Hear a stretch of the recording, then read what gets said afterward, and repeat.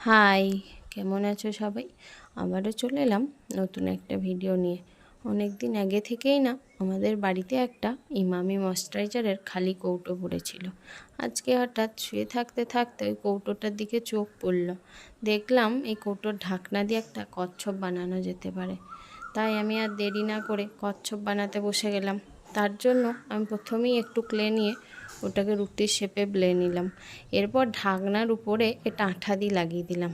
তারপরে আরেকটু ক্লে নিয়ে ওটাকে দড়ির শেপ দিয়ে কচ্ছপের খোলের চারিধারে লাগিয়ে দিলাম। তারপরে তুমি আরেকটু ক্লে নিয়ে মুখ পাগুলো সব বানিয়ে নেবে। আমি দেখো প্রথমে যে পাটা বানিয়েছিলাম ওই শেপটা আমার ঠিক পছন্দ হচ্ছিল না, তাই আমি আবারও অন্য শেপে পাটা বানালাম। এই দেখো কথা বলতে বলতে কচ্ছপটা বানানো হয়ে গেল। জানাতে কিন্তু ভুলবে না কচ্ছপটা কেমন হয়েছে। এই কচ্ছপটা ভালোভাবে শুকিয়ে যাক, আমি পরের ভিডিওতে তোমাদেরকে আবার রং করে দেখাবো। আজকের মতো চলি, টাটা বাই বাই, আবারও পরের ভিডিওতে কথা হবে।